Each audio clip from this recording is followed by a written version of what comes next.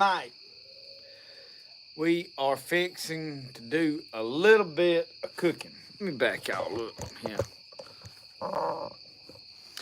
So, I got my squirrels out here that I had like 3 of left the other day, and I didn't cook, and I've had them put away and saved for such a time as this. They are still whole squirrels. So I've got 3 of them. They were the bigger of the squirrels, so we are just going to flop them off in this old Dutch oven. All right. Then I'm going to season that. What all I got? There's a pepper left. Throw that in there with them. I tell you what else I want to do. I want to put some, this is olive oil in under there. Keep them from sticking to the, and it'll make a lot of its own juice, and I'll check it, and we may have to add water later. Some meats put off more moisture and juice in there than others, and some don't put as much, but let's see, where is my season? Tell you what. Which one is this? Black pepper, a little bit of that will help. Eat them raw. That is what we was hunting.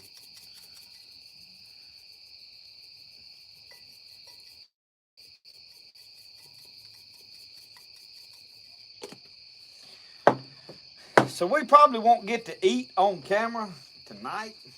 Oh. I got one potato right here that was questionable, so I ain't gonna zoom in. I don't even know if I'm gonna find enough of it to eat or not. I don't think I am. I think it is too far gone. I was worried about it, is why I cut into it first. So these are some smaller red potatoes that we grew here this year. We've had them in the laundry room in baskets, and I'm just cutting them up in fairly large pieces.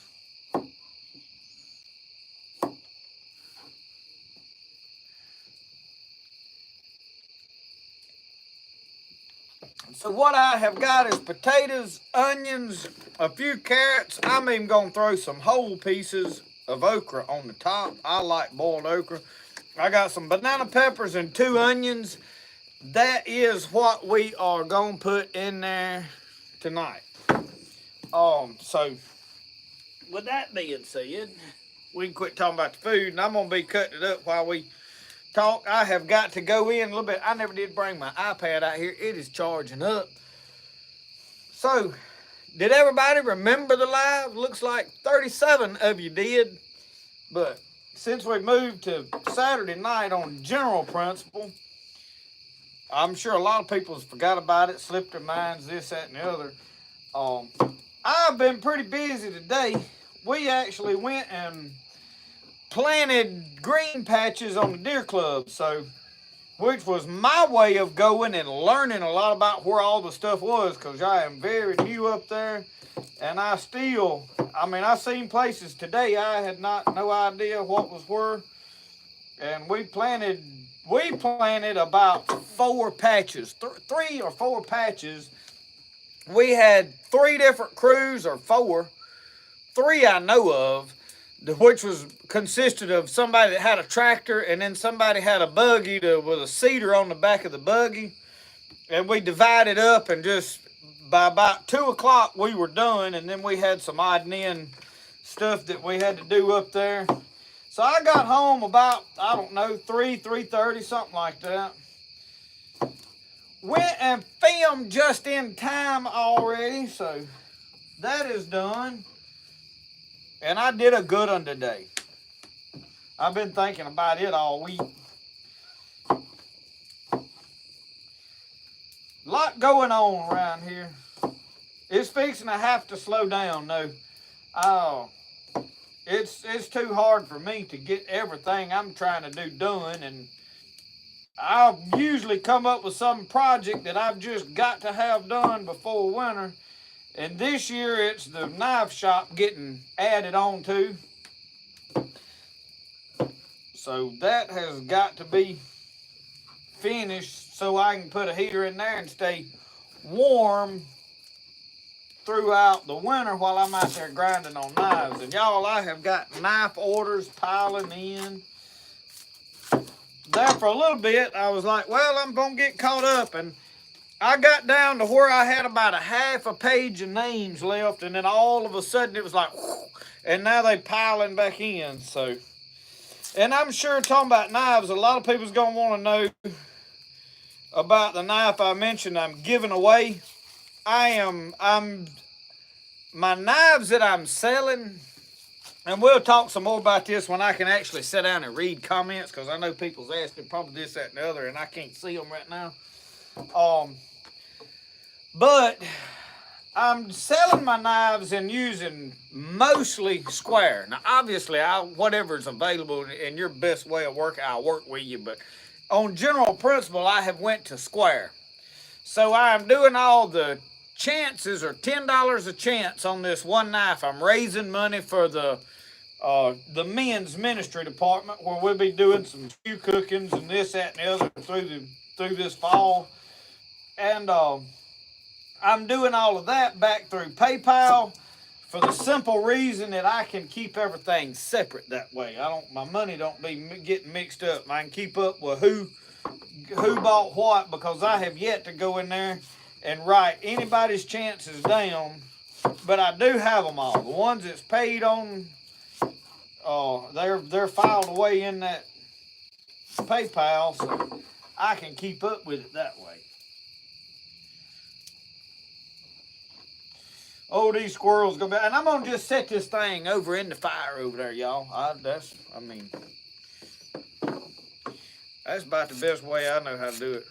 How y'all clean y'all's carrots? Y'all just scrape them like that? That's how I be doing it. I did wash stuff off in there, but I'm gonna do this with a smaller knife. Because if I lay a carrot down and go to cut it up, half of it will roll off on the ground. So we'll take this Jonah knife and make sure all these pieces go in there. And I don't know if Brody's going to make an appearance tonight or not, y'all. I told him, I said, if you come outside now, you put britches on. He said, I'll just stay in here. I ain't never seen a youngin' didn't want to wear clothes. He hates a pair of pants. T-shirt in his drawers is his way of going about life.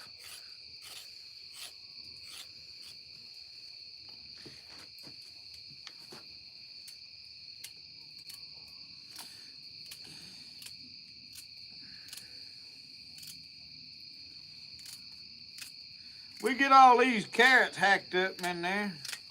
I like carrots. A lot of people, I don't know, Mama used to say it'd make you see better. I don't know if there's any truth to that or not. But I tell you what, if it was, I need to eat a sack full of them, because I'm getting where I can't see nothing. You see my specks are hanging on my shirt? That's now a part of my identity. I thought surely I'd be 50 before that happened, but no, it got me at 43.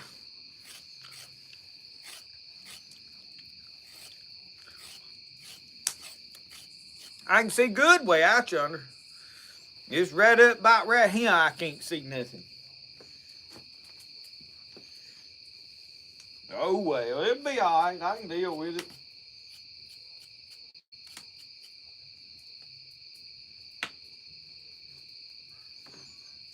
I got my fireplace over there drafting a lot better. It is never going to be perfect out here in this open, I don't think.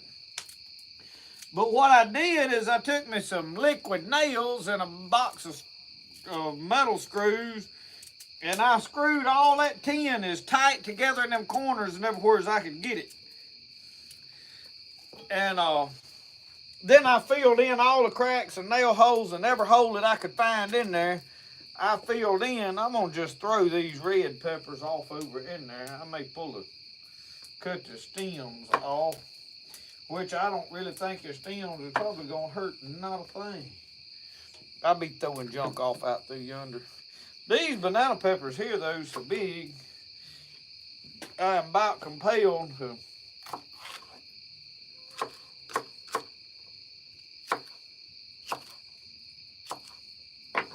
to hack them up so I can eat them. These are sweet banana. I love them too.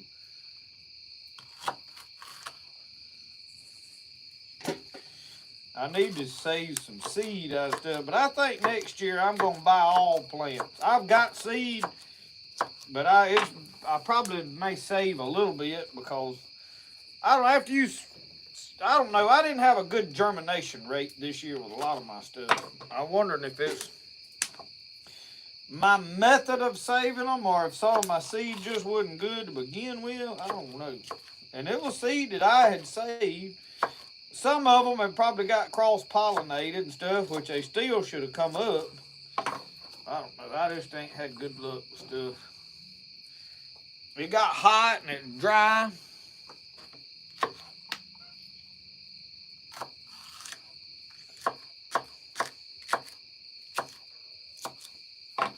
Alright, that's probably good for that.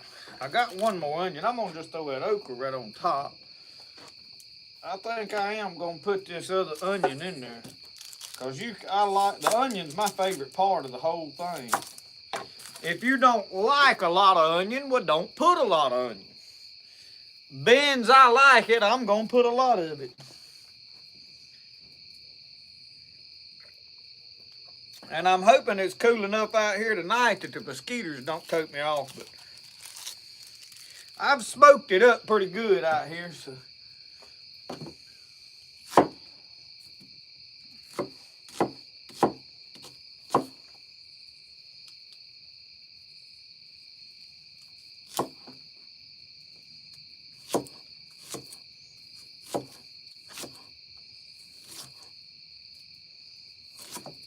God. Now then. Now let's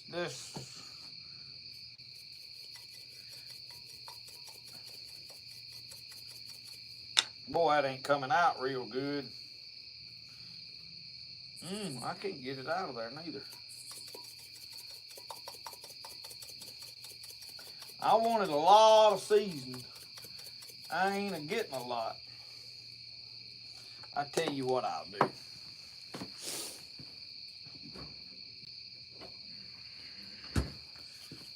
Don't you ever fear, I had a backup plan. Yeah. I got it that time, by George. Yeah. There's always a better way.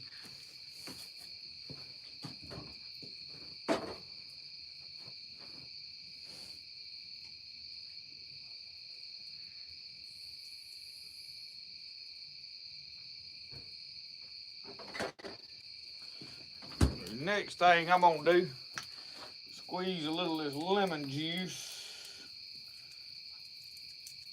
off in there. And we're gonna watch it. We may add some water in a minute.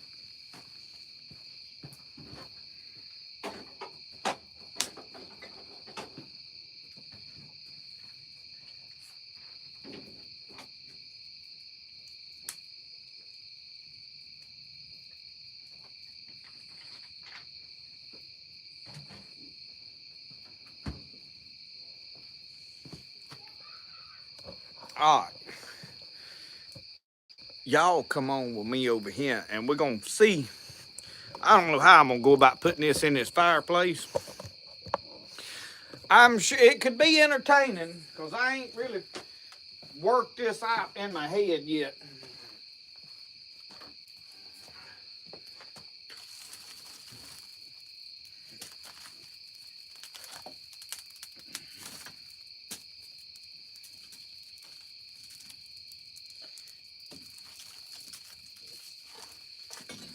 I can tell you already, I'm gonna have to invest in me some of them things that you can grab you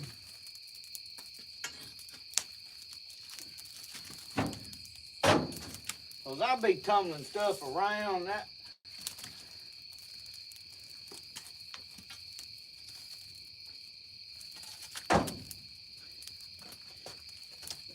Yeah, I'm going to build me a set of tones that just like, there we go.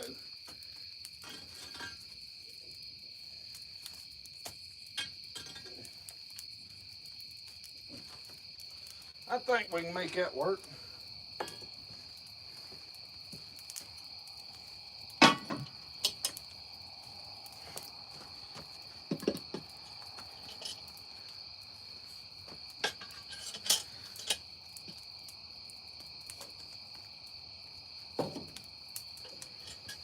Oh, y'all, come on.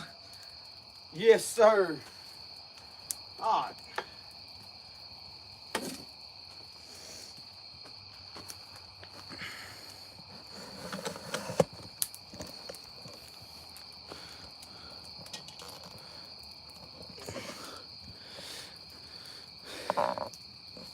Y'all keep an eye on that for a minute. I'm going to go get my iPad so I can chat with you.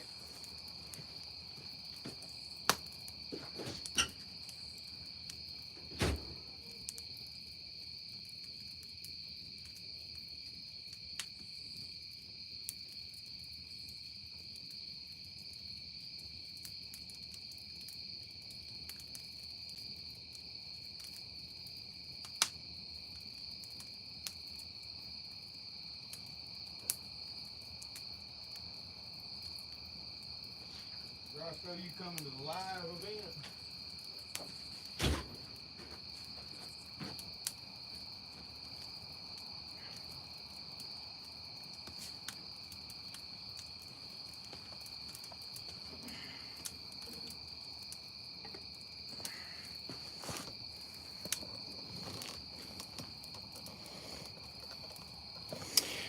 I tell y'all what,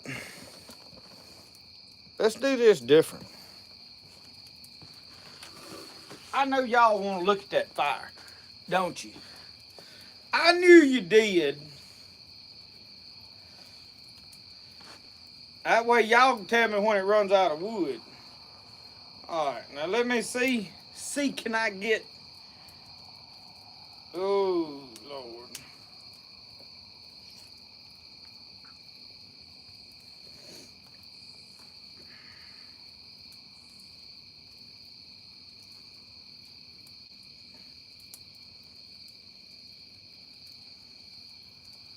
Bet I gotta watch an ad right here along with y'all. Yeah, Lord help. We got a pile of folks already in here. How are all of you doing? I see my buddy Uncle Sasquatch, Mr. Charlie Pickerel. Heart of Pine Homestead. I heard this chair make a popping sound already.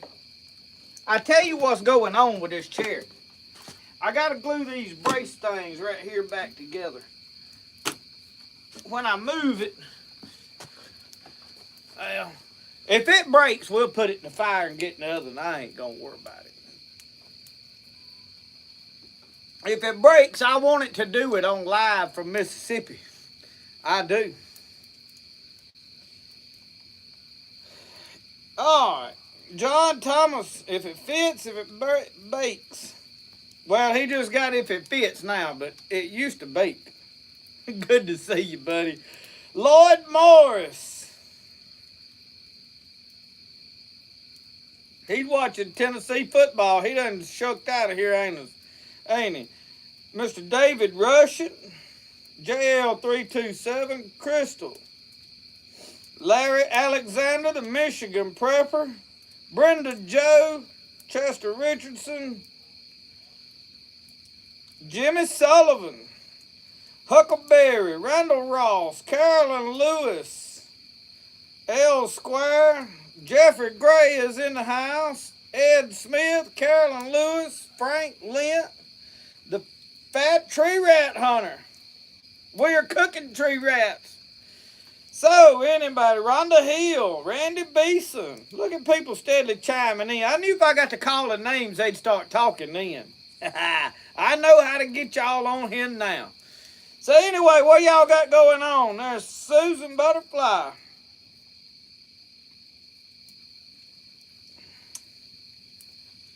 County line logging.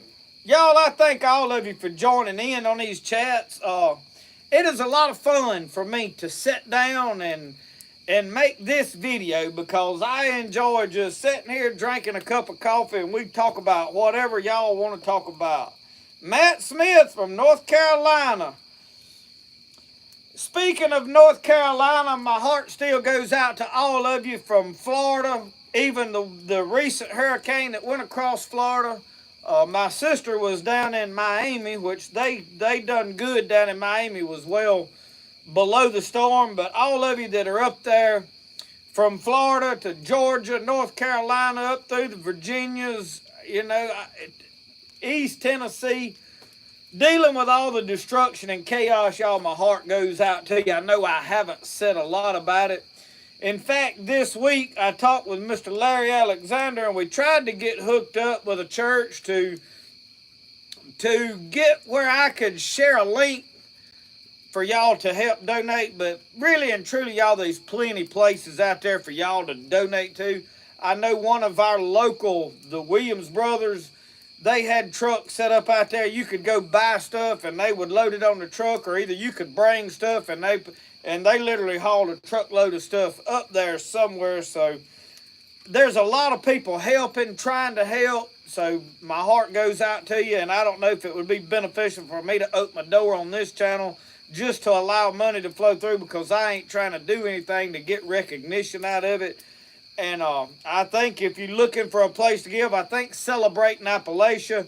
I watched Tipper do a video, and she shared a bunch of videos and a bunch of links, and there was ways in there that she would help you find ways to give to the people. So, I mean, if you're looking for a place to give, just go through one of those other channels instead of me trying to open door, because there's not really a lot I can do. And if you send anything here, I would have to try to figure out a way to redistribute it. So if there's avenues up there already open, but y'all do try to help some of those people. I mean, they are hurting, and I'd rather, like my daddy said, I'd rather help them than need them helping me. So help them if you can. Alan Walker.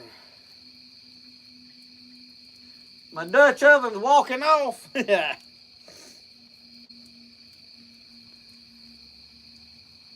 We gonna do, John Thomas, we gonna do a biscuit cooking out here like this. But now here's what I'm doing. I ain't had time to really fool with this. I got out here this afternoon and fooled with it a little bit.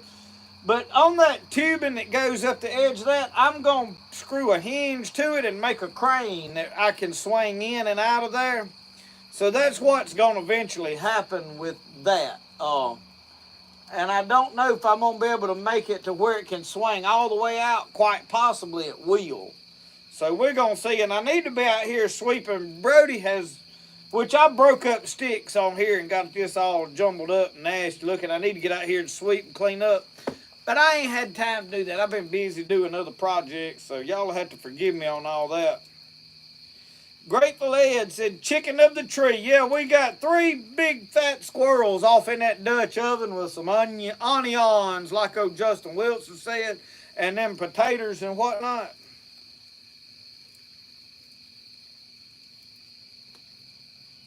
Yeah, David Rush said he heard they said to give to the church and not Red Cross. And I think if you can find churches up there, that is probably your best route as far as getting it to people in need.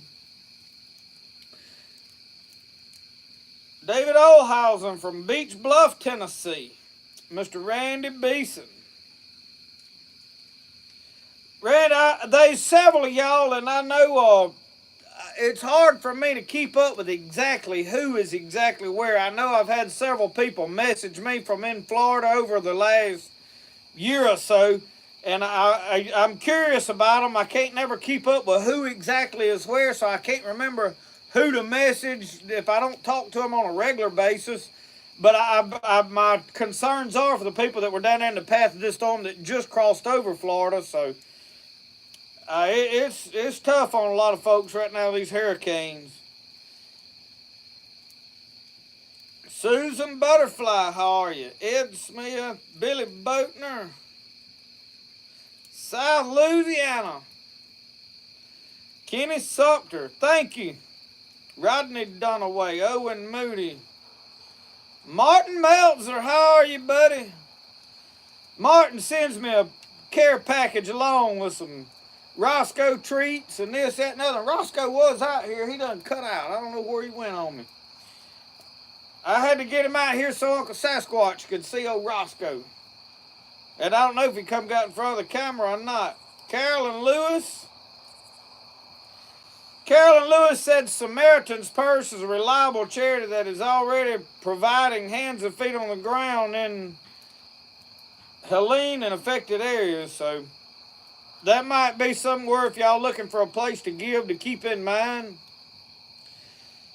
Jason McKenzie, the men's ministry entering into the awesome knife drawing. The chances are $10 a chance. Email me or message me, or if you already have my PayPal, just put chances on knife.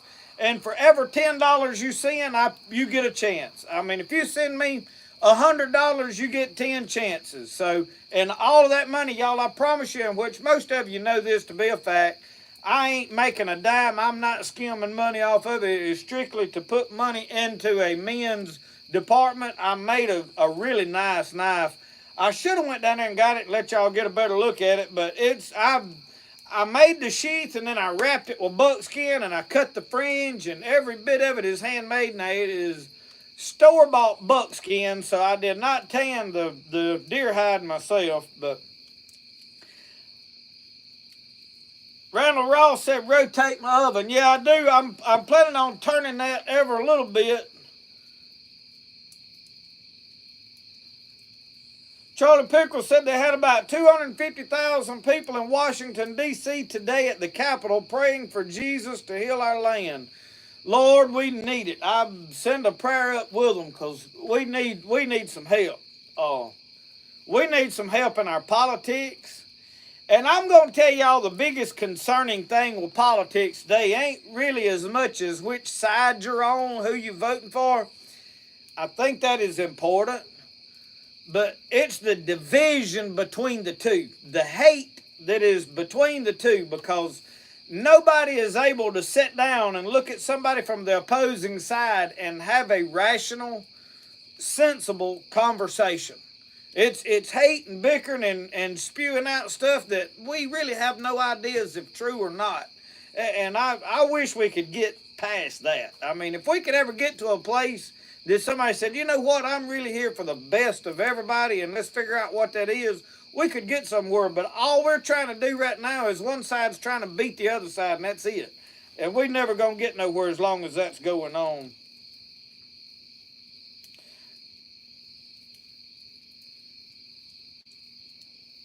Jeffrey Gray said to say a quick prayer for the folks in the Midwest. The whole place is on fire. I had no idea for the fires burning out there in Wyoming. I'll have to check that. I hadn't had time to watch YouTube much this week. And what I have watched, I've been watching a new channel, Morton Hilmer. He's a photographer and does wildlife photography.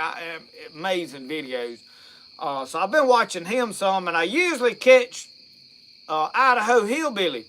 And I watch him a little bit because he just talks about stuff that's going on out there in everyday life, and I enjoy it. So, and he talks about the wildfires a lot because he's out there where they're all burning, and I hadn't checked with him here lately.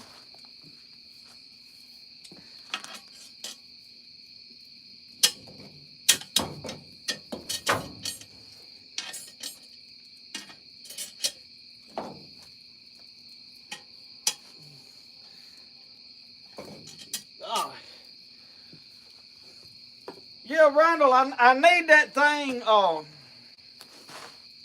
where I can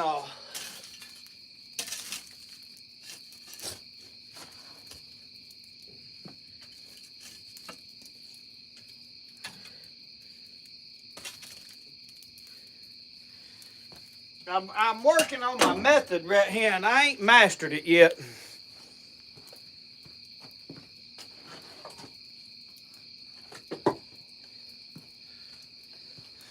But we're going to keep it cooking.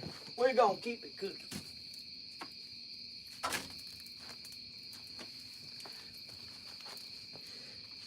Oh, Lord. Let me bring this in a little bit. I may lower it. I don't know. Sometimes I feel like you way off over there and I'm hollering to talk. I don't know. It's one of them instinct things. At least the mosquitoes ain't started eating me up. I ain't had to light the candle yet. So, Randall Ross, you help me keep remembering to turn that thing every little bit, because I'll get to talking and forget slam about it. Be burn them smooth up. That's really, honest to God, one of them things that you need to do while you're sitting here with nothing to do but watch that fire. And y'all, I promise you, I'd be just as content to sit out here with every light off and just watch that fire burn and prop my feet up and sip coffee and just sit there and look at it. But I always got a lot of this social media stuff going on, you know, so I like to talk too much. That's the biggest problem. Y'all know what I mean, Burn?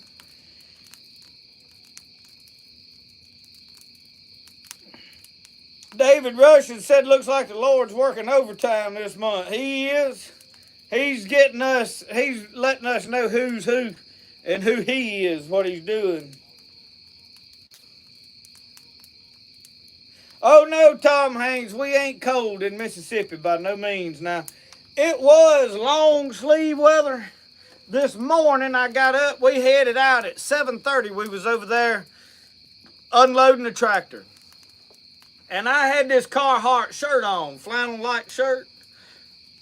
I like these thick shirts is what I wear for a jacket. But now about 9:30, I had to shuck that. It done got high, and it's been t-shirt weather all day since then. So, yeah. Now, we ain't cold. I mainly got it so I could cook, really and truly. I like to cook with this fire. That's part of the reason I built this.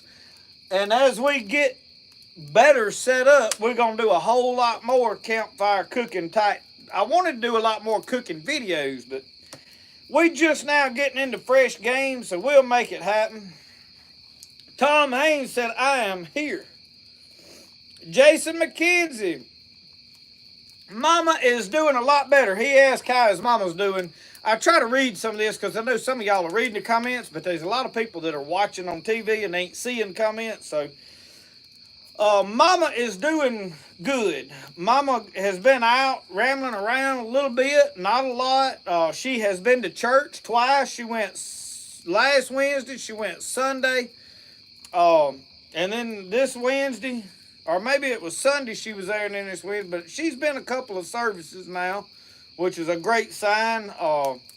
They've been out a little bit, not a whole lot. She ain't got a lot of energy, but now she kept Brody most of the day today. Michelle left and went to Superior Catfish today, up here in Macon, Mississippi. Miss Brenda Gant was up there. And they was up there getting cookbooks signed. Y'all, I just thought I had seen a waiting line before, but them folks stood in line to meet Brenda Gant and get a cookbook signed for 3.5 hours. I said, man. And all this lady does now is cooks on Facebook and whatnot. That's it. So maybe my channel will take off one day. She done it. Maybe I can get there one day. I don't know. We'll have to see.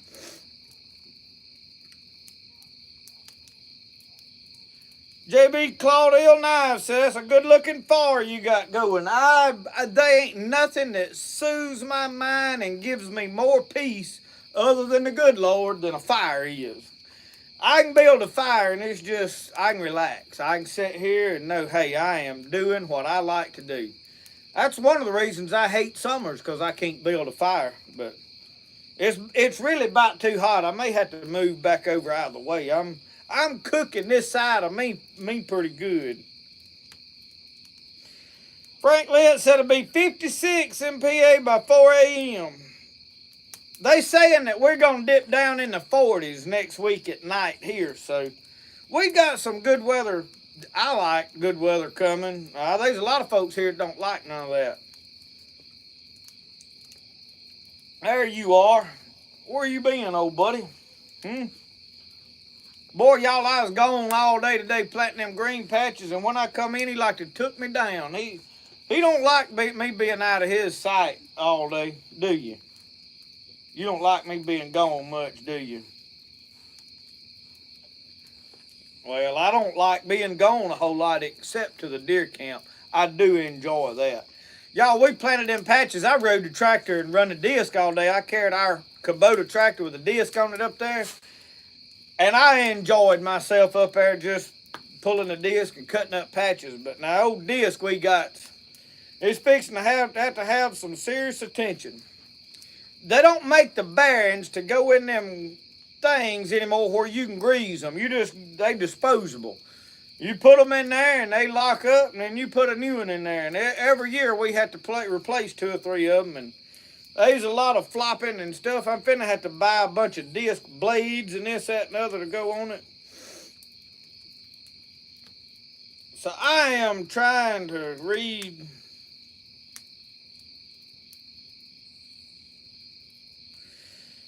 Somebody said something about cooking with the coals on top of the Dutch oven. Yeah, that if you trying to brown something from the top down, biscuits, anything like that, you put them coals up on the top and brown it down in there.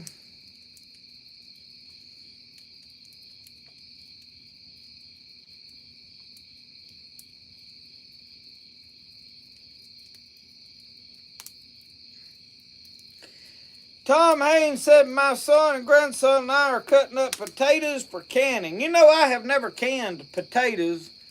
I should can some because we just store them, and right now we put them in like that crate that I had all them vegetables in. We'll pile that full and stack them up in the laundry room in there.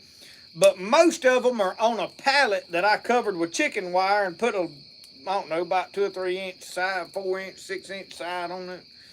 And they slid up under the smokehouse. And they did all right one year. Last year, what I had down there ruined. And somebody said to put lime on them to keep them from. I needed to have done that, and I never did do it.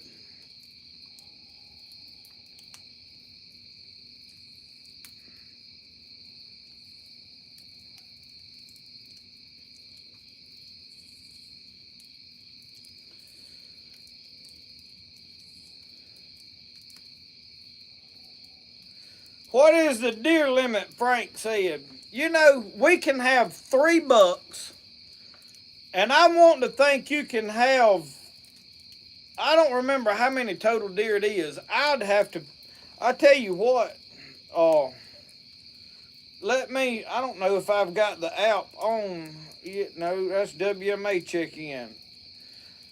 Department of Wildlife, Fisheries, and Parks. The other day, this thing was down. Everything I tried to pull up on here, seasons and bag limits. The other day, it said page not found. It's back up now. White-tailed deer. They got to be a 12-inch inside spread or a 13-inch main beam for here. The statewide bag limit on antlered buck deer is 1 buck per day and 3 per annual season. One of these 3 may have hardened antlers that does not meet the unit legal antler requirements on private land, Holly Springs. That's something else. They got a lot of specialty stuff on there. Antlerless deer. The bag limit on antlerless deer is 5. And in north central DMU is 10. There's some area up there that you can have 10, but it's 5 for where I'm at. The southeast unit, which is way down on the coast down there next to Mobile and all the coastal areas, is 3 antlerless deer.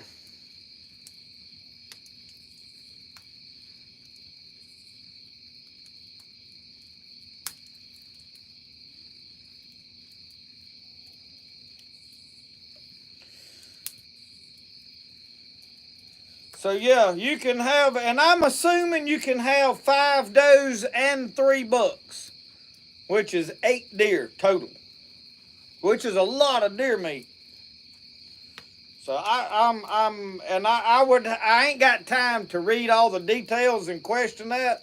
So I'm not 100% sure that I'm right on that part, but I do know there's three bucks and five does. So I don't know if you can have five deer and three of them can be bucks. I'm not sure. I think you can have 8 deer total. Somebody on here making comment from Mississippi that actually knows and can clear that up. My reason for not knowing is I very seriously ever kill more than 5 deer a year. So that's this year I might, because I am gonna try to make the smokehouse run again. I experimented with it a couple years ago. I have done a lot more research, and last year I did not kill but 2 deer, so I didn't really have any deer to play with. And we may get a hog or something and try to do some hams. I don't know. I'm going to experiment with it, but I'm wanting to learn how to use that smokehouse down there, which we're most definitely going to make some deer jerky and different things like that. I want to make some deer sausage. I have got the meat grinder with the sausage tube. So we're going to try to do a lot of that this year if I can kill plenty of deer. So we'll have to see how the season plays out. I'm going to try to do a lot more wild game cooking this year because I have got a lot of wild game cookbooks that I bought over this summer and mainly early in the spring when we were doing some pottery deliveries. And then it got so hot, I got out of cooking altogether. I mean, it was so miserably hot, you couldn't be out here cooking. So, and then the flies would tote you off, and I can't get out here and cook when the flies is just wrapping my food up. Frank said, are you allowed to run them with dogs? Yes, you can run dogs here, but now we have dog season. The first week, I think there's 2 weeks of season that is no dogs. It is still hunting only, and then it shuts down, and we have like muzzleloader season for a week or 2 weeks. And then when it comes back in, it's dog season through till over in January sometime, I think.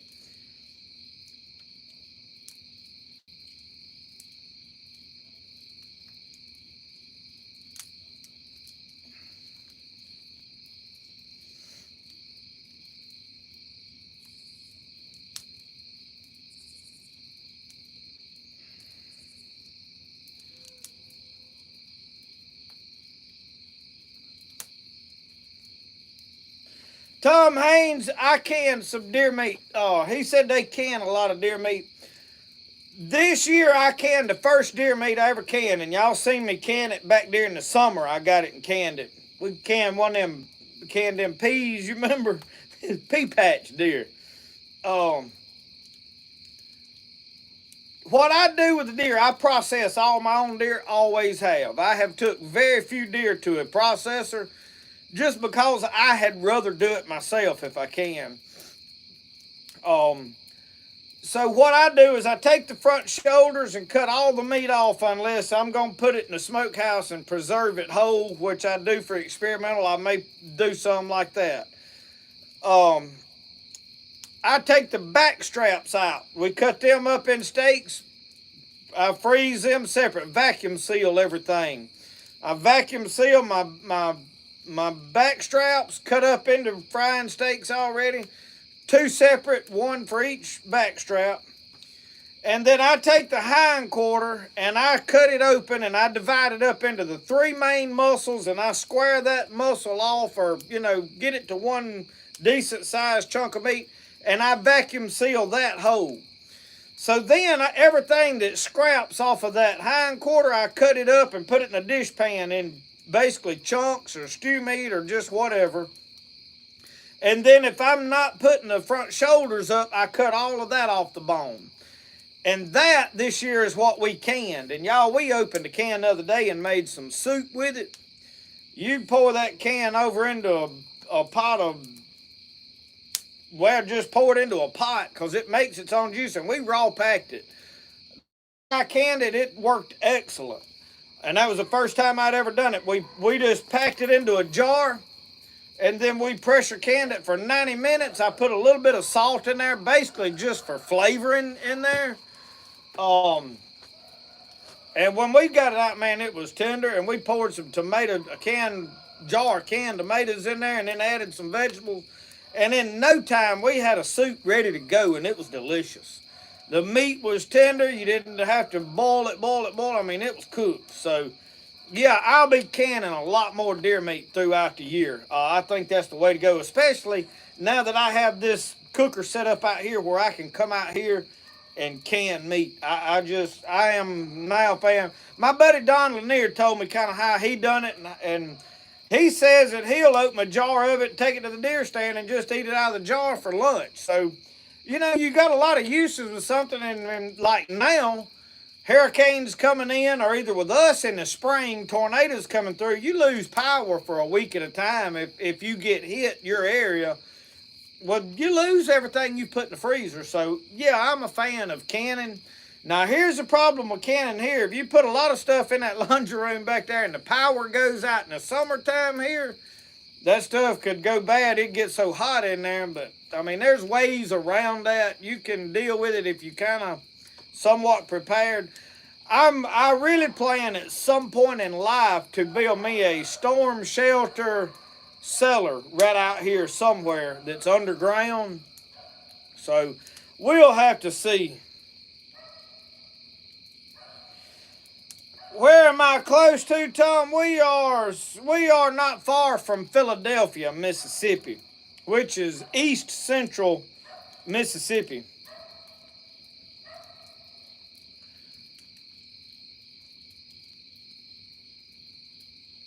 Mr. Charlie, I'm hoping keep the faith. You're going to get where you can go back hunting for too much longer. He's going to get over all this sickness and stuff going on. The Dutch oven's got 3 squirrels in it and some potatoes and onions and carrots and such as that. About like a crock pot roast, but we got 3 old big squirrels thrown off in there, and I need to rotate it. Oh, I get to talking and forget about it, and we'll be...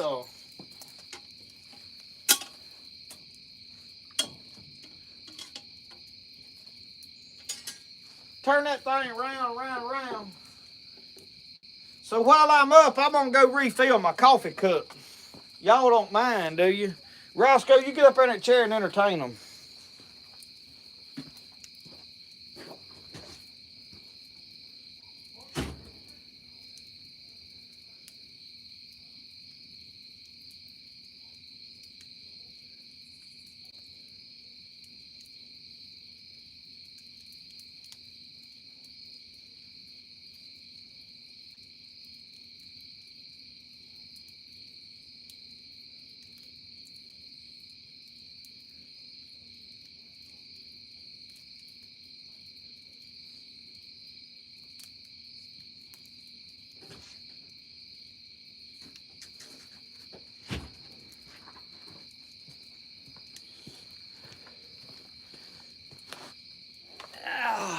Wow, fresh hot coffee.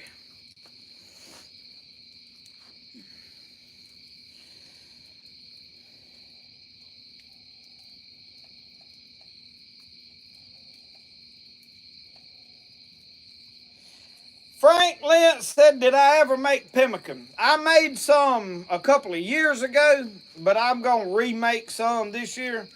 As soon as we get fresh deer that we can dry and dehydrate, I'm gonna make some. I love the idea, and I want to perfect it and do it better. I'm gonna tell you right now who's got the best pemmican video, and that's Clay Hayes. I don't watch all of Clay Hayes' stuff because I don't have time to watch all the channels that I like. There's a lot of channels out there that I really like that's got good information. I personally don't have time to sit and watch all this stuff anymore. I used to. But Clay Hayes has some of the best common sense, knowledgeable videos on how to do a lot of this kind of stuff. If you're not watching him and you're interested in that, he is way more than just making bows anymore. And as far as self bows, he's one of the top self bow makers they are. I mean, him and them old boys that's doing the hardened bows, hardened whitewood bows, Beckham Outdoors. They probably some of the best too, but they don't make a lot of how-to videos explaining stuff.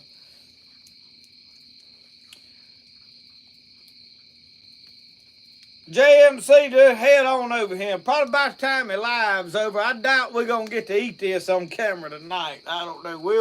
We'll have to see. I'll be honest with you, I ain't even really that hungry right now. We worked till about 3 o'clock on patches, and then I went into DeKalb, Mississippi over there, and went in one of them foreign stores over there, and that's all they got. They got 2 stores over there. There ain't no restaurant nowhere over there that I know of. And I got me a chicken breast and a bag of Takis and drank them with a Gatorade on the way home. So, I eat that about 3 o'clock, so I ain't really that hungry right now. And it'll be, time that's done, I'll probably be getting hungry again.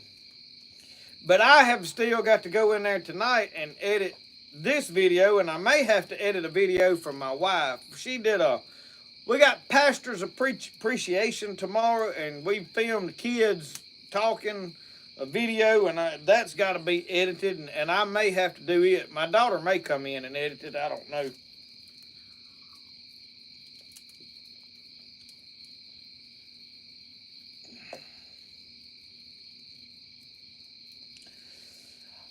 Tom Haynes, on my dehydrator right now, I have got a little electric one that I use for the quick, easy walk away and don't worry about it no more. But now, as far as making what I call jerked venison, because that's what the old mountain men called it, but deer jerky, that smokehouse out there, if you'll put it on that rack, I got a piece of that 1/2-inch square mesh wire. Lay it in there and give it that, if you don't mind the smoky flavor. Now, I try to use better wood, not green wood, but not punky wood either, like you trying to smoke a hide. I try to just use dry but solid wood that ain't starting to rot. That way it don't smoke as much.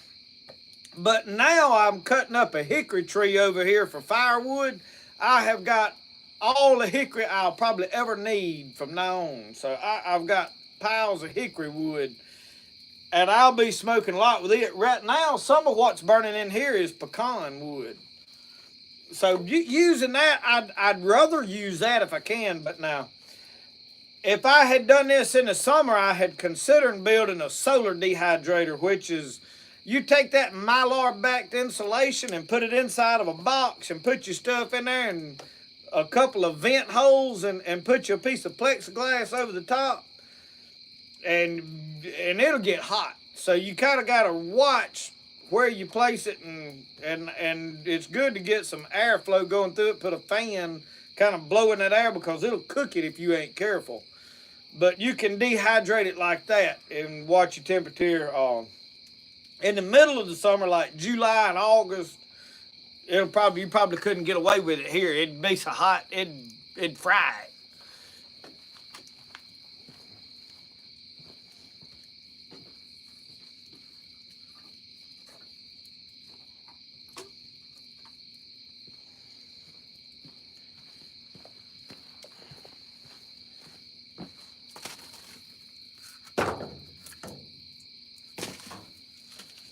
You see all my wood every time I do something. This rack that I have got in here, I despise it really and truly. But I have to keep that, I wanted to keep my wood up off the ground so that I could, I tell you what's finna happen. I'm finna build me a rack to go in there. That's exactly what's fixing to happen. Because everything just keeps rolling out away from your fire. But I wanted it where I could shovel coals out from under it.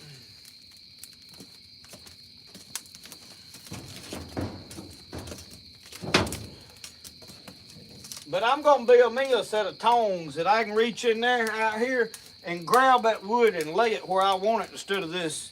This right here is a nightmare. It work all right for an old brush fire out yonder, but when you're trying to arrange stuff around, especially where you want to cook, that ain't no count. And I ain't gonna put up with it. Next time you see me out here cooking around the fire, I'll have something different. I can bet on that. I've never fished Grenada Lake, no. John Thomas, I have done cut some hickory up for knife handles, and I'm cutting the areas where there's like a knot, where it's got some swirl in that grain. I'm not just cutting a straight, solid white piece of hickory. I can get some of that if that's what somebody really have, but I'm using hickory, but I'm finding some grain. Y'all, I took a picture of the knife the other day, and I hadn't posted it yet. I done put it in the mail and sent it to the guy. He sent me some mesquite wood. Y'all, that is some of the most beautiful wood I have. It had a grain in that handle. And it was wood that he had bought to chip up with a chainsaw and smoke with. That mesquite knife handle is probably the prettiest knife handle I have made to date. I'll share a picture of it next week. I got another piece of the wood. I'm probably going. I made me a Gideon knife this week out of Bodock, and now and I love Bodock. Now I'm wishing I had made it out of that wood. I mean, it was that pretty. I'll probably make me another one and put my Bodock one up for sale.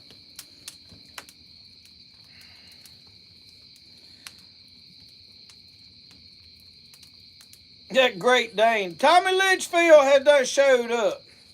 Rebecca from Ohio has done jumped in. Dustin Jones said, I'm ready to see canoe deer hunting that turns into crappie fishing video. I'm ready to make that video, my friend. You just don't know. But now, I looked today and I was threatening going down there in the War Eagle tomorrow. Well, not tomorrow, Sunday. Monday, and see if the crappie won't stack right, because the fishing calendar here says that Monday is best on the days. You know, you got poor and fair and good, and then best, it's on best Monday. And I said, you know what, I'm going to go try them out. It's getting cool enough, they ought to bite. Well, I looked at the water level, and it's down like 4 foot. I don't even know if I can get the War Eagle up to the crappie hole. But I may go try, and then I do have a couple of places that I can get the canoe into. So I may just take the canoe down there and put it in at one of them holes and fish them that way. But I'm ready to catch some crappie. I am forevermore ready. So we're probably going to do one of these squirrel hunting turns into a crappie fishing type videos. Cause y'all, I could eat me a mess of crappie right now. I like me some crappie fillets. Hey, it looks like a toolbox. It's made out of secondhand junk. That's what it's made out of. What old junk I had laying around is what I built this out of. But keep in mind, I am working on one of my next projects is going to be, we're going to level this under here out, and I'm either going to put pavers down or we're going to pour a slab under here. And I may just pour a slab under here, in reality. I want to leave a band and put gravel around the outside edge for where these cookers are setting for grease dripping and all that. But I'm fixing to have to do something out here because it's just getting too nasty under here. The dust and all that, you can't sweep. I like to take that blower and blow all the trash out and be done with it. So, yeah, we're gonna have to make something happen. But whenever I get that done, we're gonna build a brick fireplace with a brick chimney going up right here. So gotta come up with some money before I can make that happen. You know, we short on this right here when we old poor folks that do everything ourselves.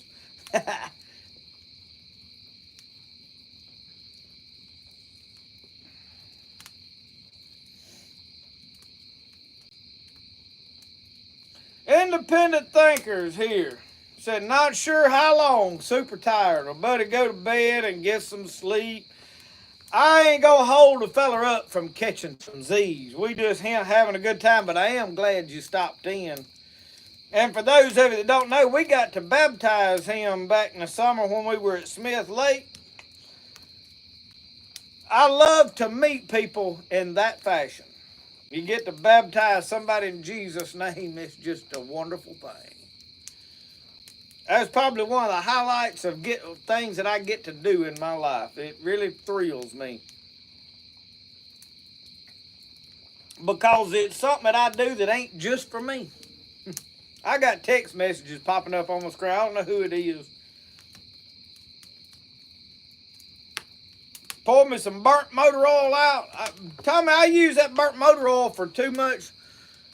I'll be pouring it on post and brushing post and junk down with it. That's hard to pour it all in the dirt.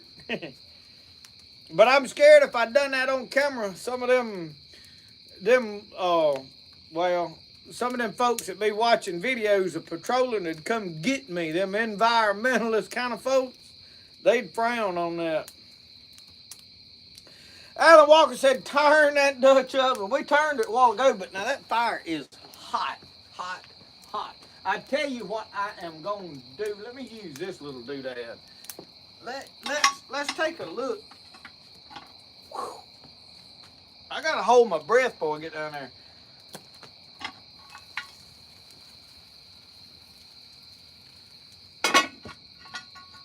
I tell you what, I'm going to pour some water in it.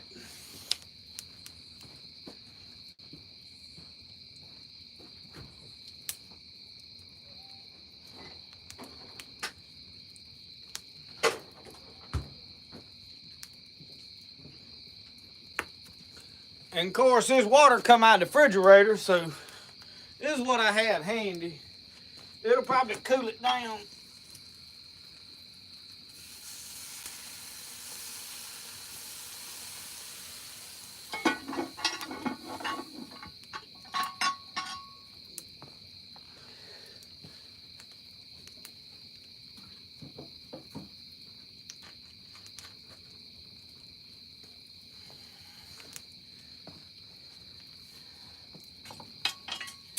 But it is a cooking. It is a cooking.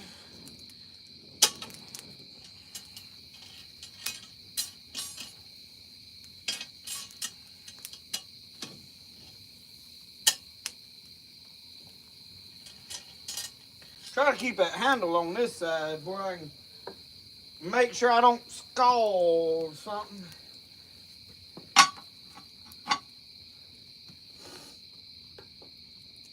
I hope I ain't stuck to the bottom.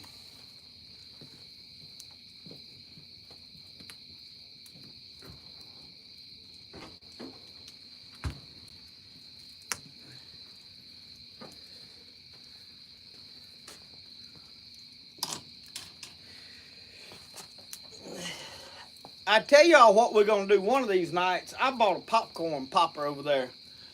So when I ain't already cooking this over it, me and Brody gonna pop some popcorn in that popcorn popper, but I don't even know if I got popcorn that's not in one of them bags, which you can obviously tear the bag open and pour it in that popcorn popper.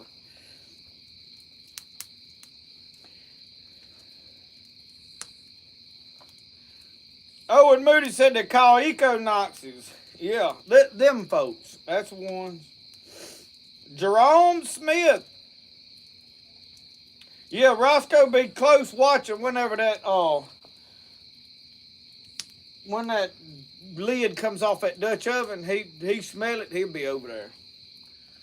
He keeps up when I'm cooking something. If he can be curled up. Last night I had got in there and laid down in the bed, and I was texting some folks and replying to a lot of messages. I had a pile of messages on the knife chances, and I was going through. I had knife orders, so I laid down and was finally just going through messages, answering, replying to stuff. And Roscoe, of course, he gets right up beside me, and I just laid back to bed. So he done finally got still and content, peaceful. I mean, we just laying there going through stuff. About that time, somebody in the kitchen, my wife or Brody or one of them, went to rattling some dishes around in there, and son, he liked to tore the bed up. He come up out of there like his tail was on fire. went across there. I said, my Lord, dug his nails into my side when he scratched off. I said, my Lord.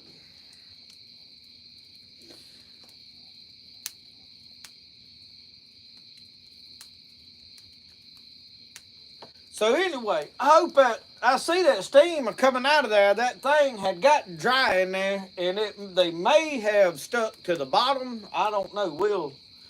It'll be all right if they did. I don't mind it. It'll still be good to eat. If you throw some meat into a Dutch oven with some vegetables, it's hard to ruin it. Now you can make it better than others, but it's really hard to just ruin it where you can't eat it. That's if you one of them people that's not real good at cooking, this is where you start. But my suggestion would be stick it in the oven on 350 for a couple of hours and walk off and forget it. My first cast iron cooking, I got a small Dutch oven that stays in the house in there, and it don't have the feet on it. And I take it and I would put rabbits. I have cooked a lot of rabbits. We used to shoot them with a one-eyed beagle. Y'all know what a one-eyed beagle is? This right here is a one-eyed beagle. And this right here is a dandy little one-eyed beagle.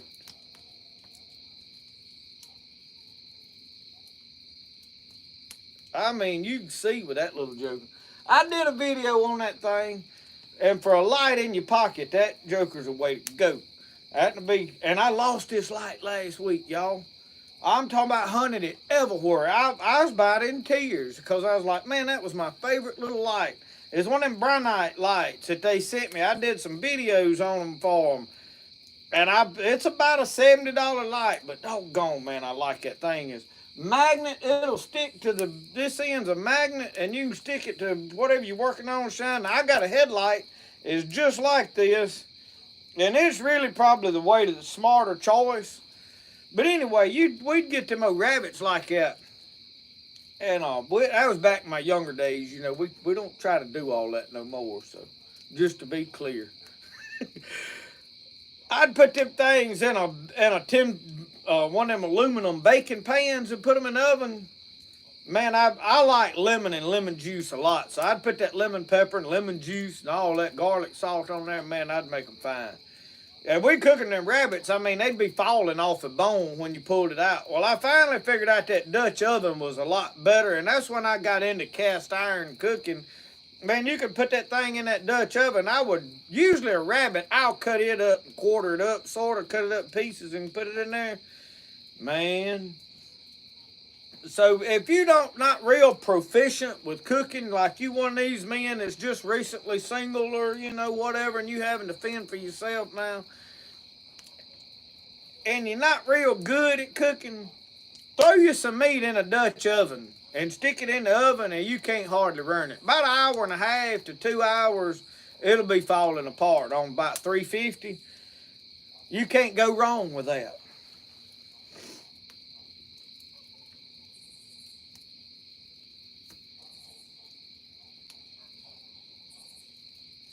I don't know if Paul, Harold, Tommy, but I will say this. That is a heck of an idea, laying that bacon in the bottom.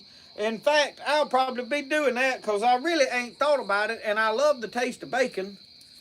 And, yeah, that's a good idea. Makes its own grease. Yeah, you can't go wrong with that. I can't see that being a bad idea, not no way you look at it. Yeah.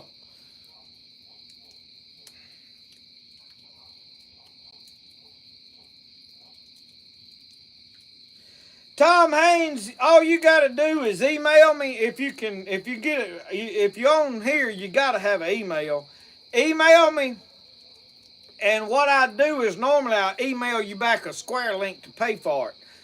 But you can send me a check in the mail. I have a P.O. box. I don't take any payment until I have a knife made and I'm ready to ship it, or at least know I'm building this knife today and I'm going to be through with it today or tomorrow, then you can pay for it.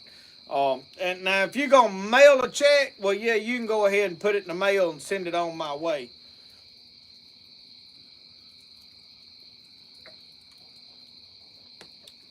whenever I tell you to, obviously. Right now, we're like probably 3 week wait on a knife. Well, maybe closer to 4 weeks. And here's the reason. I was getting caught up, and then all of a sudden when my mama got sick and I missed a couple of weeks, and then 2 or 3 things went on, had a lot going on, I have gotten back behind again. So,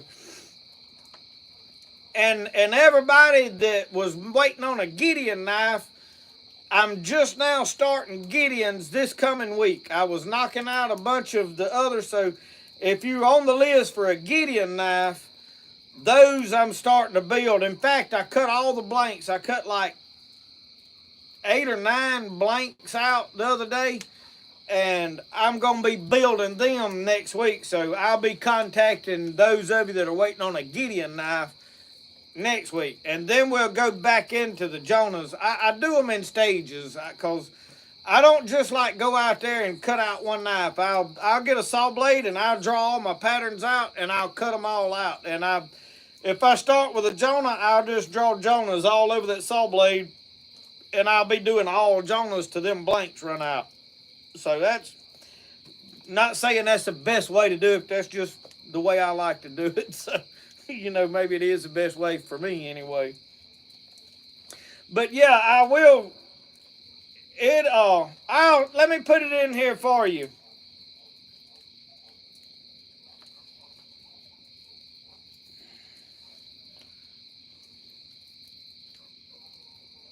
I pick with my fingers.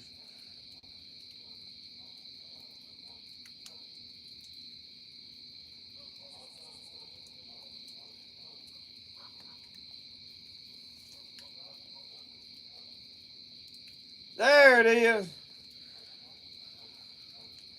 Jerome Smith, I have not got started on the saw blade stuff yet.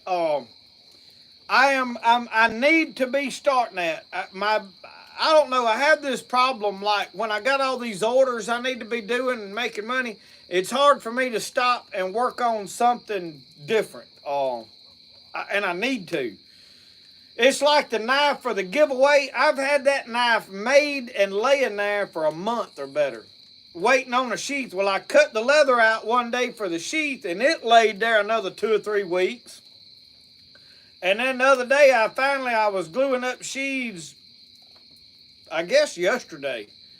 And I was like, well, let me go glue it. And it didn't take me long to make the sheath part. So, yeah. I need to do that. I want to make some buoys out of that saw blade. I come out here to tell everybody, hey. Well, you'll have to turn that camera around. Look, just turn it around a little bit where you can see that chair. There you go. Let me tell y'all what I did today.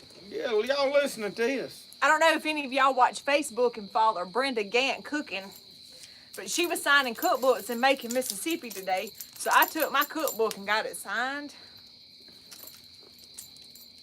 By Brenda Gant. I stood in line 3.5 hours, but it was well worth it. Would y'all stand in line for 3.5 hours for me to sign something? I can't see it happening. I've got all 3 of her cookbooks, and I took all 3 of them and stood there and held them for 3.5 hours and so I could get her signature. And I bet she puts her clothes on one arm at a time, just like we do. She does. Y'all, I ain't never been one of them people get all excited about celebrities. I mean, I think it's cool. She's a wonderful cook. Country.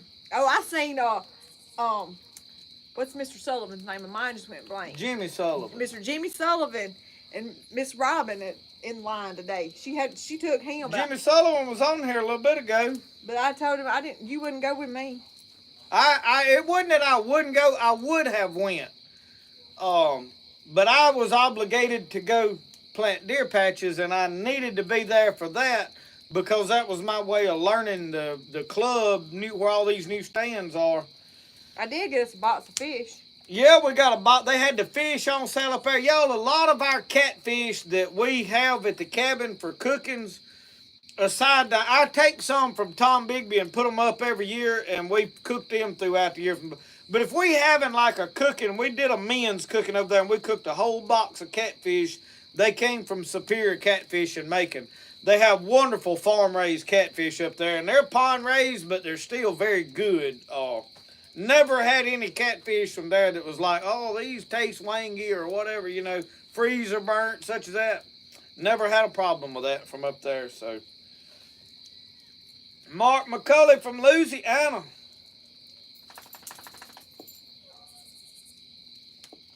Tommy Litchfield said she misspelled her name in there. Did she? I'm confused. He's just picking at you. Oh. There's no way he could read that scribbling she did in that book to know what she Oh. You got her on that one, Tommy. You got her. We'll give you that one. When y'all want to have a stew cooking up here? Tommy come up here last year for the stew cooking. I have not planned one yet, but it is time to let's set a date. We need to get up with J.R. Willis and see when he's available to come hang out with us. We might could trade him a knife for picking a guitar. Him and Tim King. We got to get Tim King out here. Mr. Jimmy Sullivan come last year. We met a lot of people last year. Well, y'all, I love y'all, but the mosquitoes is biting, and I'm going inside. They ain't bothered me at all. They bit me. When you light that candle, you didn't have a lighter in your pocket? It's all right. I think I'm just going to bed. You going to eat into that squirrel? Turn my camera back around. Them folks have been watching that fire all night and reminded me to turn that Dutch oven, and now don't be done forgot. Right there. She's a wonderful cook, too. I'm going to bed. You know what'd be good? A bowl of that ice cream we made out of that freezer. Is that a hint? Would you bring me a bowl and a spoon? If I get your bowl, I have to get somebody else's bowl. He better put britches on. All right. So I don't know if y'all have I don't know if y'all have heard of Brenda Gant, but Michelle, I'd never heard of her. Michelle found her some way and watched her. She cooks on Facebook mostly, I think. I think there's some YouTube channels, but you have to be careful. There's been a bunch of fake YouTube channels because I've heard her talk about them on there. But y'all, Michelle showed me a video up there. That line went from Superior Catfish around the parking lot all the way out to the Highway 45 out there. I guarantee you that line was 600, 700, 800 yards, well, 300 yards long. I ain't never in my life seen so many people standing in line to get a book signed. It baffled me, really. Yeah, Tommy, she's in there now with that magnifying glass, got that thing zoomed up. Need a can of cookies on that stump. She's supposed to be bringing me a bowl. I'm fixing to have some of that Martin Meltzer homemade ice cream. Y'all, Martin Meltzer sent me an ice cream maker the other day. It's in yonder. And me and Brody made ice cream in it. It makes a good bit of racket, but it made some delicious ice cream. And there she is. You gonna dip it for me? I can. Oh, ain't she sweet, y'all? It done got hot sitting by this thing right here. I need a bowl of ice cream. Yeah, it was a little warm today for a fire. Yeah, it's for nostalgia and to cook on is what it's for. We did not build this in Mississippi because we was freezing to death. That ain't why you build a fire here. That's therapy.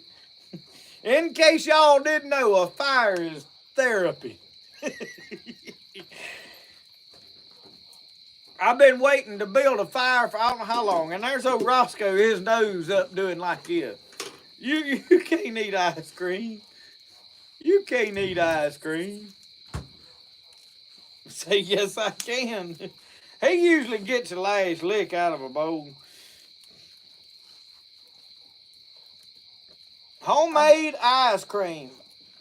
I need to set it down because they done reminded me I got to turn this oven. I'm having to spin this because it's cooking on one side.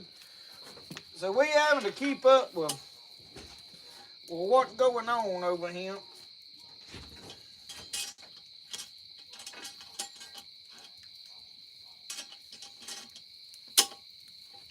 There we go. Tell you what I'm going to do while I'm at it, too.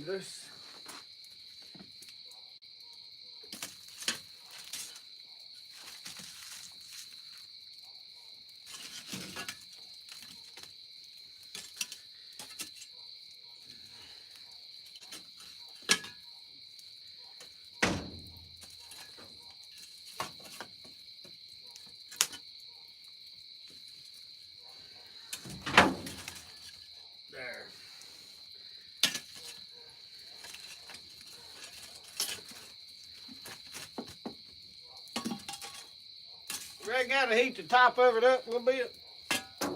Can't hurt nothing. Alright.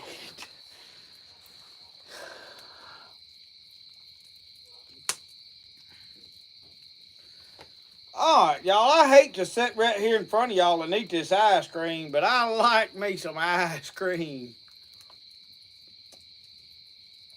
About like old Marcel said, that'd make a puppy pull a freight train.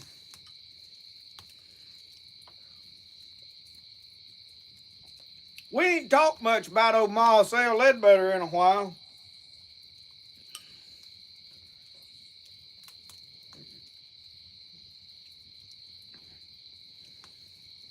Jeff Busby, well, here's to you. Cheers on the ice cream, man.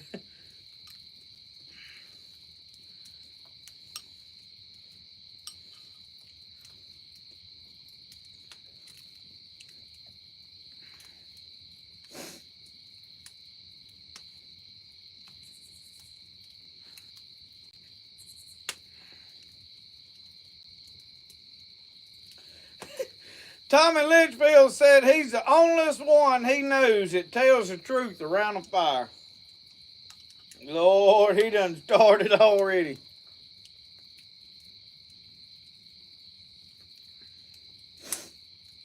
Bryson City, North Carolina. I've got to cut your Kephart blank out. I should have probably done it. I've got it, and I've got a butcher knife I have got to cut. I'm gonna have to do them this week because I have put them off because they was different. But I need to get that made. But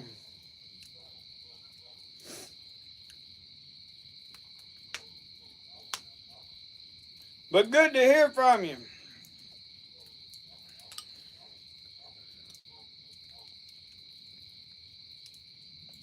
But y'all, if you don't hear from me and your knife in a month, message me because y'all, the way I am running this business is kind of haphazardly.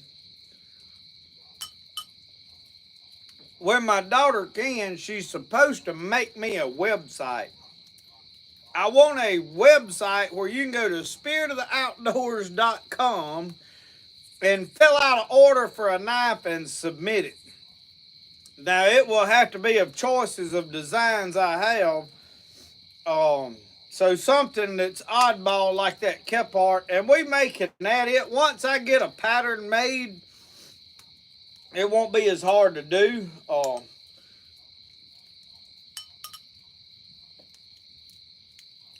But that way I can get an order and I can print it out and go through them in orders like that.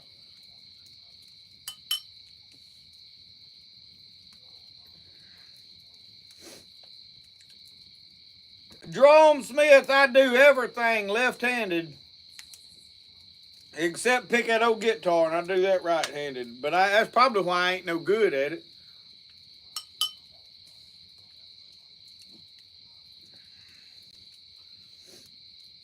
Got your I can't even talk, keychain.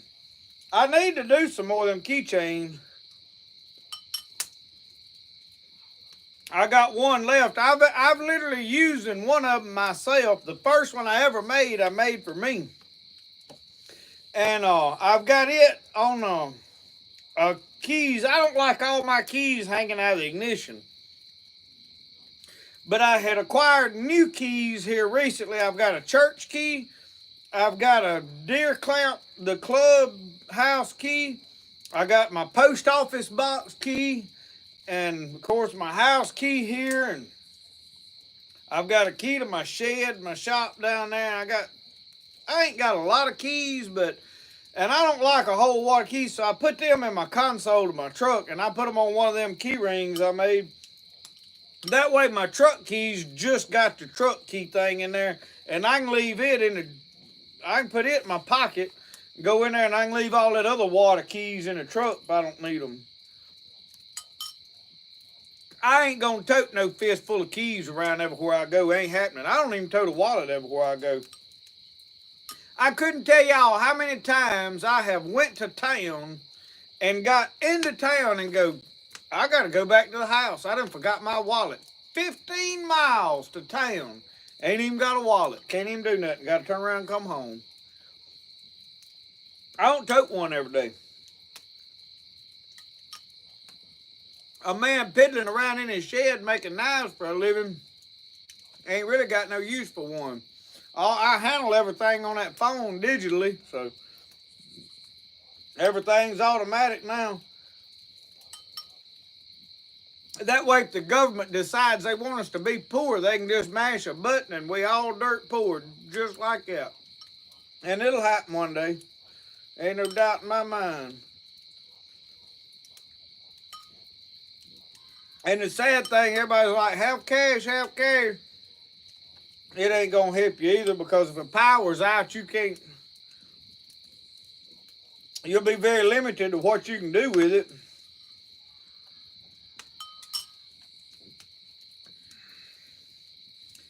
We just made vanilla ice cream, Deborah. We didn't get fancy with it. It's really the first time in a long time we have made any ice cream. Now, next time we're going to try some other recipes. But now we're getting into the fall and winter, which it stays hot enough to eat ice cream here up until Thanksgiving and everybody, really.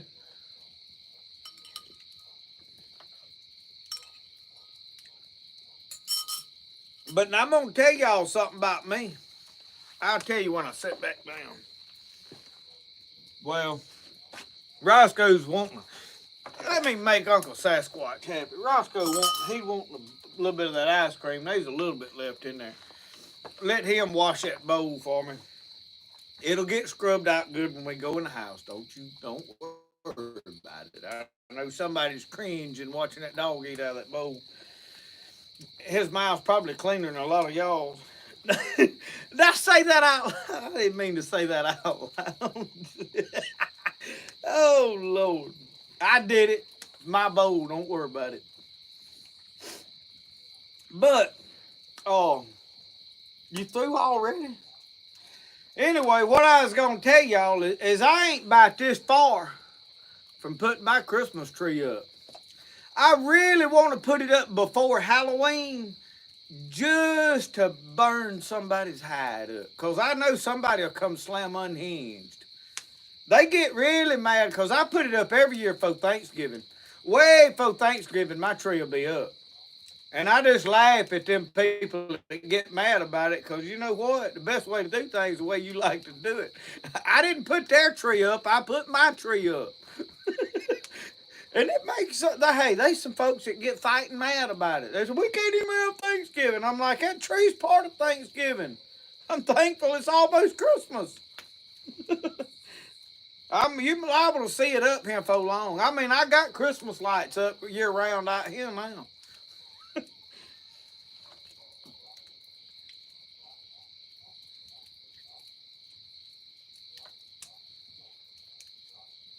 But y'all know I'm picking with you. I don't get worked up over nothing much no more. Lead, powder, and brass are useful in most all dire situations. I'll agree. Yep.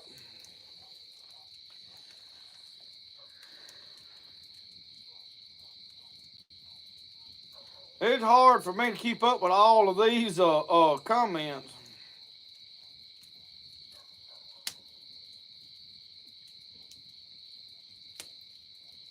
Frank, no, we lost Frank, y'all. He went to bed on us. Good night. I'm sure he missed it. John Thomas had been playing Christmas carols. He's pulling out the tree next week. And we got one tree that's been upstairs up there all year. We never even took it down. You couldn't see it. We just unplugged it and pushed it back a little bit from the balcony. But I'm at another good cool spell, and I'll start decorating Christmas, because I'm going to tell you why. Christmas makes me happy. There's something about Christmas time that I really like. And we put a lot of work into deck. I mean, we got a lot of Christmas decorations, and we go all out and decorate everything Christmas, outside, inside, everything. Now, I don't decorate the front yard and put the lights on the porch till closer to Thanksgiving. But now I'll go ahead and decorate the inside of the house. But you want to enjoy that stuff. If you wait till after Thanksgiving to put it up, well, by the time you get through putting everything up, it's time to start taking it back down. I mean, you need to put it up where you got time to enjoy it, you know.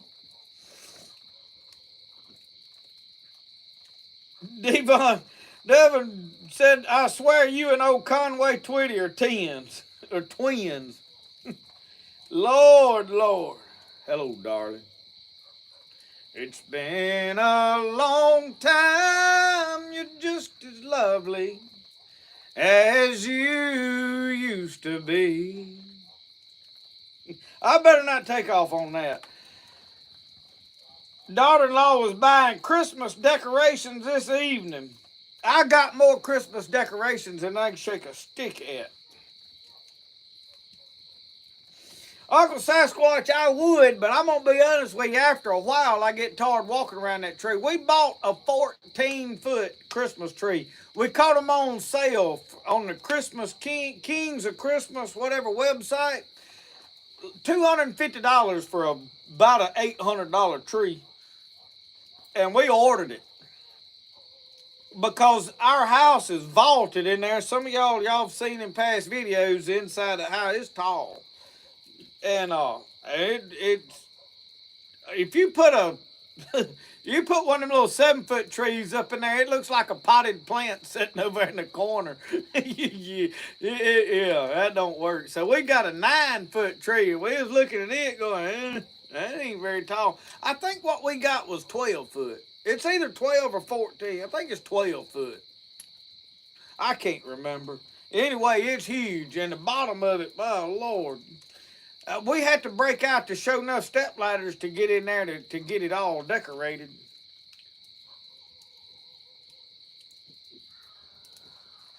Oh.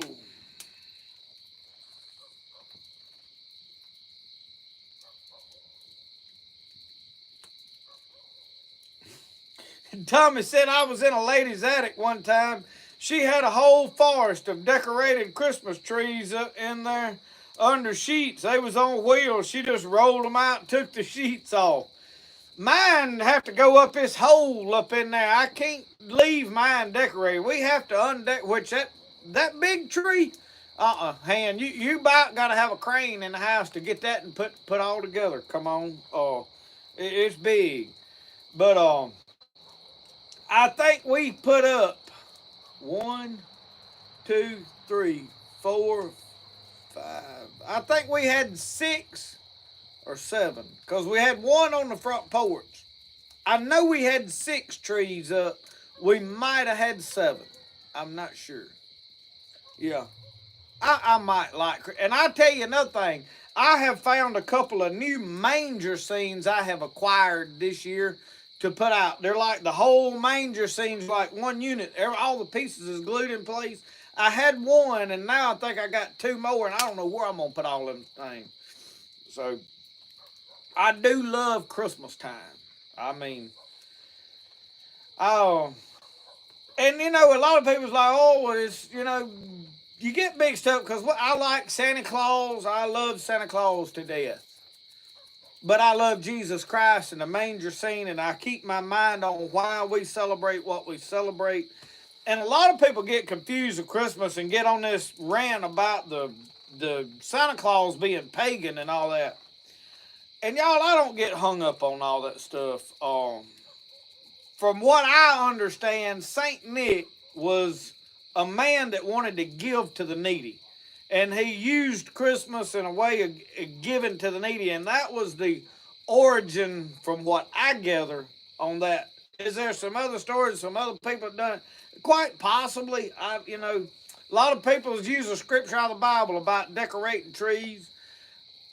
It's all in a lot to do with Christianity is in what's in your heart. It's like Halloween. There's a lot of people that, they get fighting mad for a church to do trunk or treat. And we will be doing trunk or treat at our church. and we don't celebrate Halloween, the Bible says that every day is a day that the Lord hath made, and be glad in it. And we celebrate Jesus Christ. And on that day, we provide kids that are wanting to go gather up candy. And I have done heard stories of kids that got drugs in their candy, and personal experiences that I know firsthand, kids that got drugs in their candy. Don't know how it got there, don't know if it was the parents' fault, don't know if it, don't know. There's a lot of questions. I ain't throwing no rocks at nobody, all I know is it happened. So the church creates a safe environment for those kids to go get candy.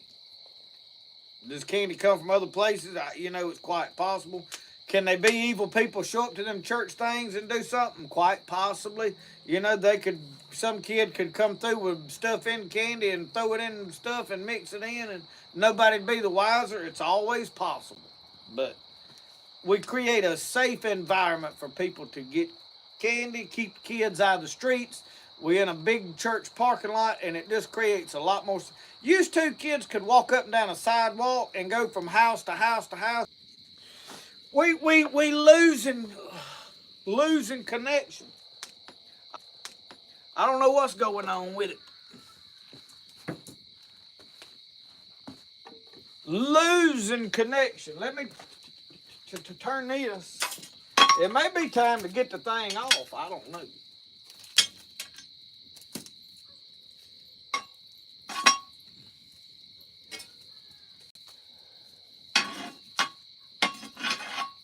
Now that I got all that trash up there, I'll probably have that off in my food here for long on a.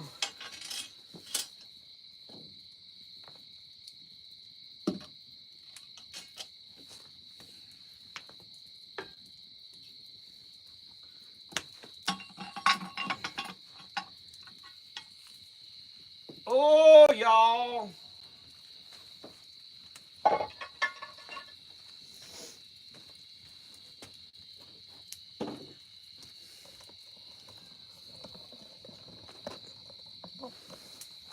Watch. Old Roscoe's over here trying to nose into what we're doing. I better move this bucket lid back over here out of the way. We got all that. Put that in our tray where we can carry all that back in the house. I need to put that bowl in there too, where all that can go be washed. Oh, y'all. Let's see, what all kind of utensils we got over here in these boxes. Mr. Charlie Pickerel brought me all kind of stuff when he came. Oh, y'all.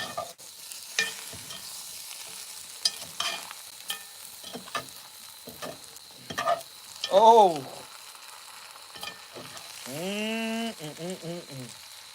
I believe it's done. Oh, look at there. Look at there, y'all.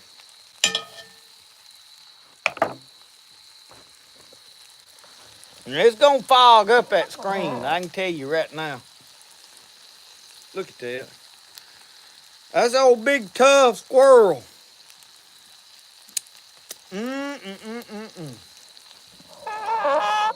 Let's take a moment right here and get this over. Dear Lord, we're so thankful for this food and this opportunity to eat. This group of people that's watching tonight. We thank you, Lord, for every blessing you've given us, for the bounty of the harvest. We ask you, Lord, to bless it all in Jesus' name, to the nourishment of our bodies, that it give us strength and good health. In Jesus' name we ask you, amen. All right. Get this here rag back upon my head. Oh.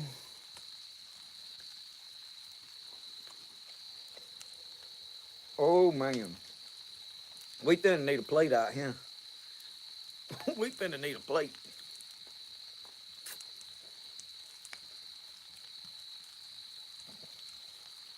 Jimmy Sullivan, there you are back. My wife said she saw you up there getting your cookbook signed today, too.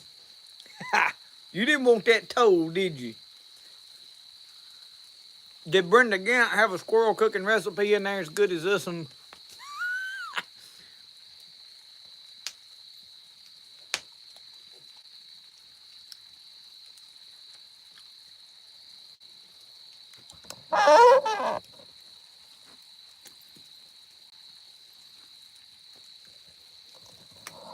Oh,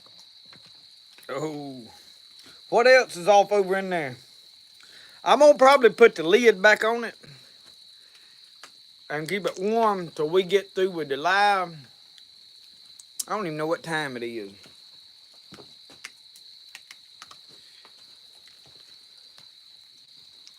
8:41, so we're gonna shut it down at 9 anyway, and I'll eat them. We'll set it over there near the fire and keep it warm. Yeah, that might be fit to eat there, fella.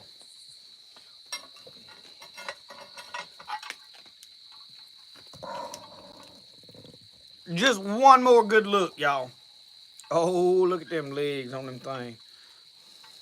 I mean, they falling apart.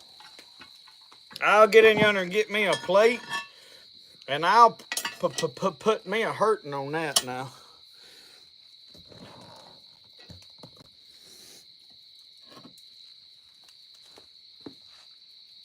We'll just set that right there.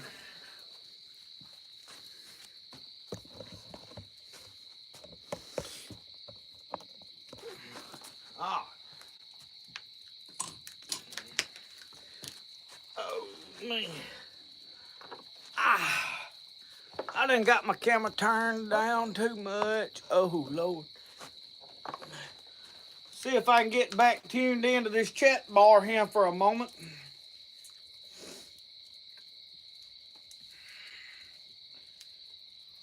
Whoa. John said, I thought you violated the community standards again. I tell you, you have to watch.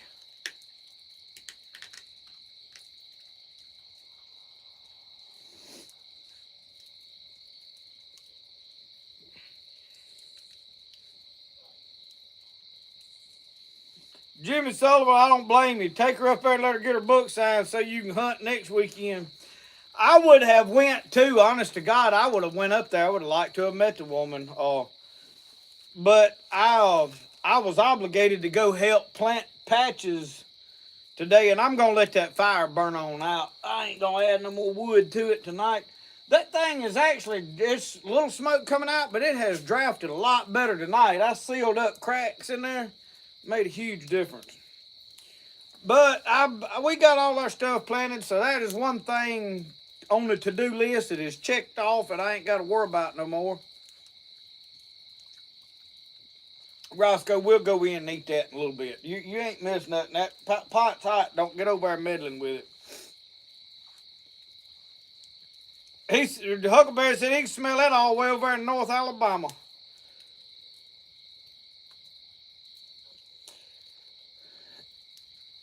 Right now, Eric asked how I keep my cast iron. So I bought that.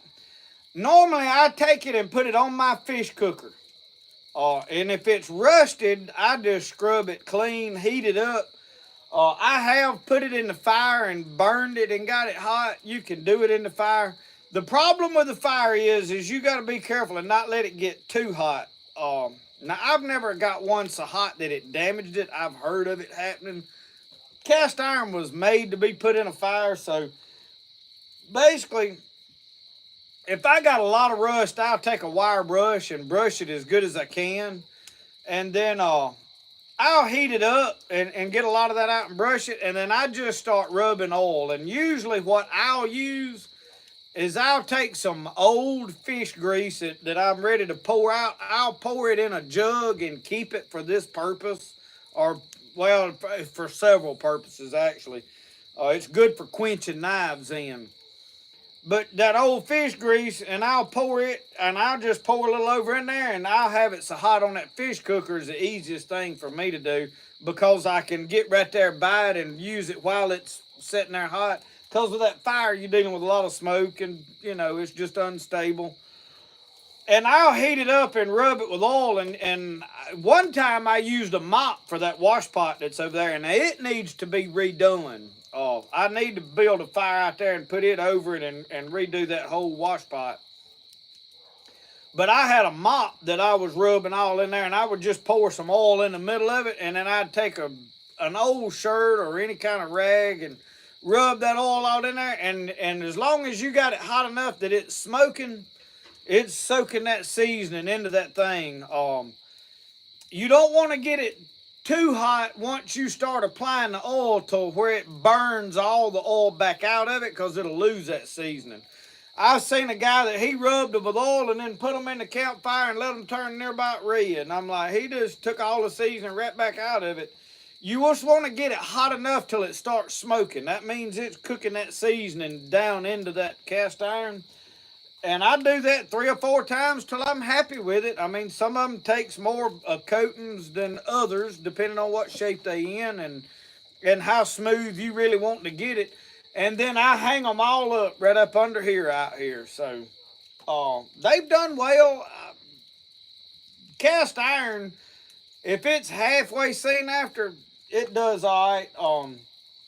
I don't like to wash it with soap, but I do rinse it out with water at times, hot water, and rinse it out. But I don't let it sit in water. If I wash it with water, I want to rub it, wipe it back out. Now Michelle, she has washed some with some soap. It's questionable. I don't like to put soap in my cast iron. I like to heat it up and wipe it all out good and burn stuff out of it.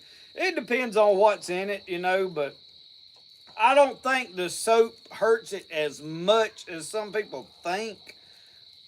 However, I don't favor using it because it is a porous material. And here's the deal with the soap. If you've got it seasoned and coated good, you can wash it with soap as long as you rinse it back out and dry it off and set it down, and it's not going to pull that seasoning out. Now, if you stick it in a sink with dishwater and soap in there and walk off and leave it sitting there, then yeah, it's going to start pulling that out of it. So it's kind of the way you do it as to how it's going to affect it. So that's my personal thoughts. Cast iron's one of them things, it's like canning. There's cults. It's like way over this way and way over this way, and there's very little like common sense middle ground to find. So you have to do things the way you like to do it. But that's kind of how I do it, and it works. But now, I bought this Dutch oven strictly to use out here over the fire. That's why I hunted one with legs on it. Now, we bought that Dutch oven and a skillet that is about this big around with a handle on each side that's in the house, that if we're going to cook biscuits for like a lot of folks, it'll flat do it. And I think I give about $120, $130 for both of them, which was a steal. And they were in good shape when I bought both of them. I didn't have to do a whole lot. They were used and fairly well took care of. Randall Ross said he might go squirrel shopping tomorrow.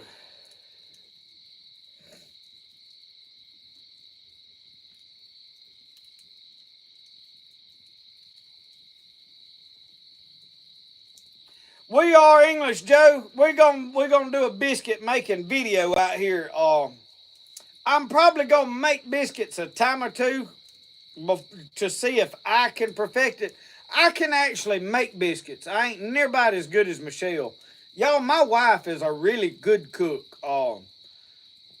Now, when we first started out, we eat a lot of Hamburger Helper and that different stuff like that, which I still like to this day. I don't have no problem eating Hamburger Helper. I like it.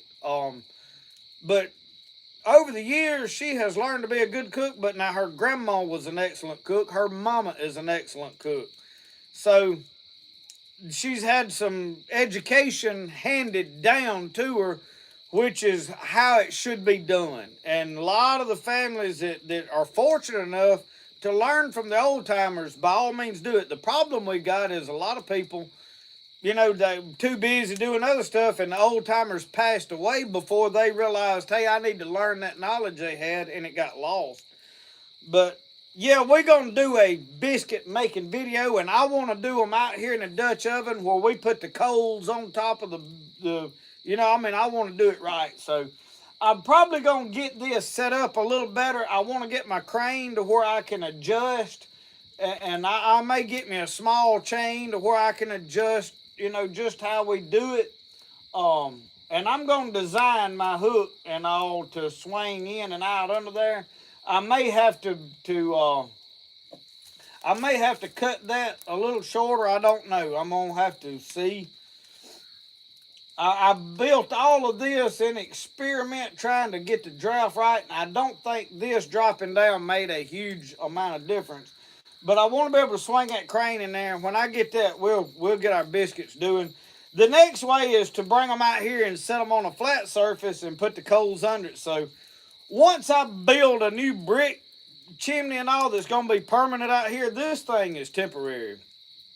It was temporary when I started building it. I knew I just needed something to get me by till I can get the money to put what I want out here. And I want a big, look like Bonanza fireplace out here where you put a log in it. And for the reason of being able to shovel coals over here and set them under a Dutch oven that's sitting in that box in there. It ain't that I want to put a huge roaring fire in there. So, did y'all ever watch, I think it was on RFD TV years ago, there was a series where this old cowboy looking guy, he cooked in this little cabin on the fireplace, and then he would go out behind on the back porch and cook on a cook range at the back porch. And that is sort of what I want to simulate out here in a way. I don't know where I'll put a cook range. I don't have a place under here to do it. So whenever I get the TP finished, which is still piled up over here on the table needing to be finished soon, out there by the TP, we may put a cook range and all that up, because I'm probably going to set it up right out here for a while. And we're going to try to get that done in the next couple of weeks. I need to get that TP finished because I'm wanting it up where I can play in it. It's the time of year to be using it. So anyway, we're going to do the biscuit video for y'all at some point, because my wife's, she made the biscuits, and then my Instagram, I got people begging for the biscuit recipe. We'll get it done sometime.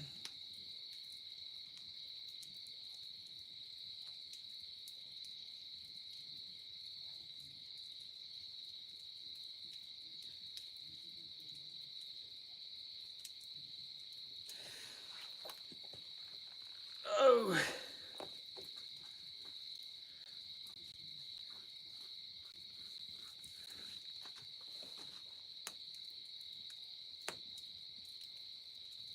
I'm reading through y'all. Jeff said he was hunting and saw a doe and a fawn eating under a white oak tree. 3 coyotes went chasing them. So y'all, today when we were planting patches, we rode in the guy who said, I'm going to take you over here and show you. We're not going to plant a patch over here, but I'm going to ride you over here and show you where this stand is. And we rode in there. And on the way back out, there was a doe standing right there in the middle of the road on the way out. Oh, we could have stopped and shot her pretty please if we wanted to. So they are deer over there. I did go hunt the other day. Bow hunted one day last week. Yeah, it's been a week ago now. I went over and, no, it was this week I went. What day did I go hunting? Tuesday or Thursday? I went Thursday and bow hunted. And I had a doe blow at me when I started down out of my stand, but it done got so dark I couldn't see, and I was fumbling around up there, and I don't know if she smelt me or heard me or saw me or whatever. I was up the climbing stand, and Huckleberry, I really don't know what we planted. I merely took the tractor and the disc over there, and I did all the disking up on the plots I was a part of planting. And we had a wild game mix. Now I did see wheat and oats and looked like some turnip seeds and stuff in there. Quite possibly rape. It was a mixture of things. So I don't know exactly what all was in it. And we had several different bags of stuff that they planted, different ones, so I don't really know. I would love to answer that, but I really can't. Oh, and Moody said I need to go hang out with old cowboy Kent Rollins. I do like old Mr. Kent Rollins. He's a good old guy. I think he's a gourmet chef. I don't think he's just no old country boy out here cooking. But now, if I ever get where I cook like him, now I would be fat, sure enough. I like to eat pretty good like it is, and I can't imagine me being as good a cook as he is. I'll tell y'all what hinders me, and that's having the funds to buy. This thing popped again. I promise you this thing is going to sprout a lot with me in it one of these days. But it's hard for me to afford them groceries. I'm going to tell y'all what I want to do. I watched old Bruce Mitchell. I don't know if y'all follow Bruce Mitchell, one of the Gator men from Swamp People. But he cooks on Facebook and different platforms. I think he's got a YouTube channel now, but mostly his stuff is on Facebook that I follow.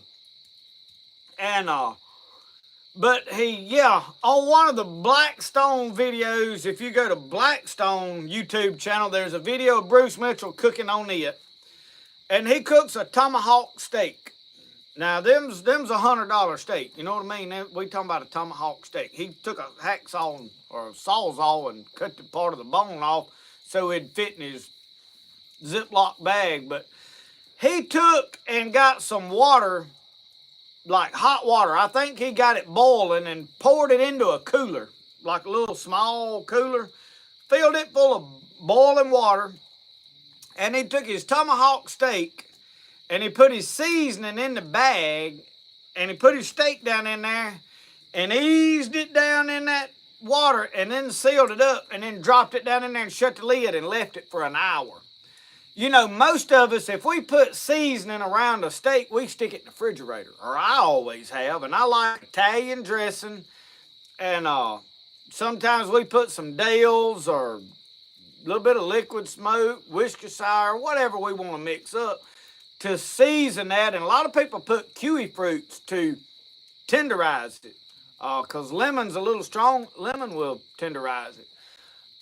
Some people say put a little bit of vinegar and that'll help tenderize it. But anyway, I don't really like to put vinegar on those steaks. And we're talking like teaspoons or a spoonful in there and you mix for the whatever.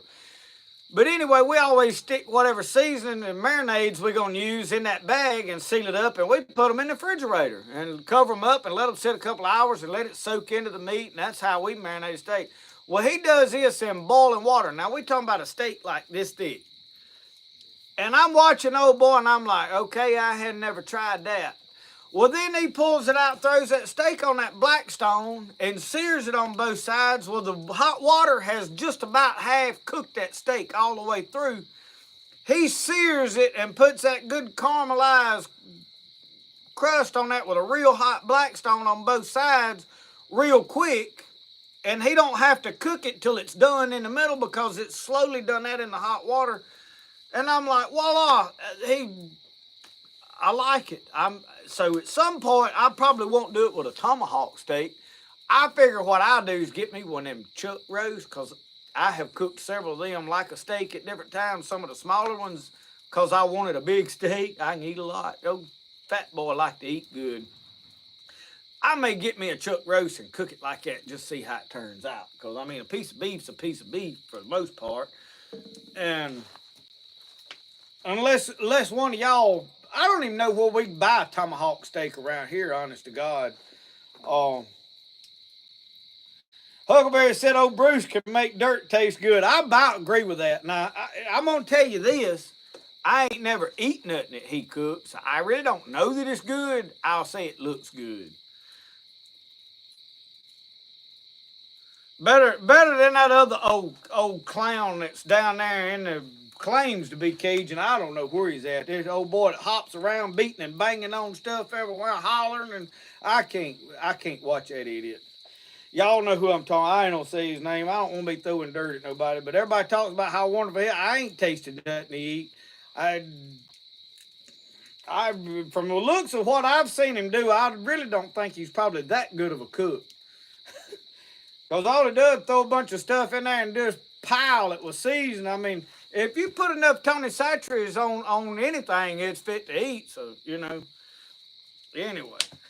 That's my opinions on that. I don't know. All that old acting silly stuff like he does. It's one thing to be funny and have a good personality, but that just bouncing around, fake acting silly, I can't get into.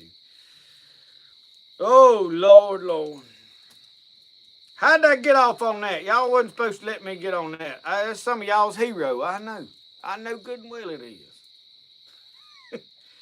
Anyway, I was going to tell y'all earlier because I know it's been a long time since we talked about old Marcel Ledbetter, but before we close out, I was going to tell y'all about this lady called him up one day, said, Mr. Ledbetter, he'd got into the moving business. Old Marcel's always trying to get in a business to try to make him $1. Lady called him, said, Mr. Ledbetter, said, can you move a piano? He said, yes, ma'am. Well, he got over there, took his helper James Lewis with him and another fella, and said the piano was up on the second floor. Said they got in there and said there wasn't no way. Said they'd fixed the door somehow after it got in there and said you couldn't wedge it through the door and said they didn't have enough folks to tote the thing. And Marcel said, I know what I'll do. Said there's a big bay window. Said he got up on top of the roof and nailed him a 2x6 on top of the house, sticking out over the roof. Put him a block and tackle out there on the end of that 2x6.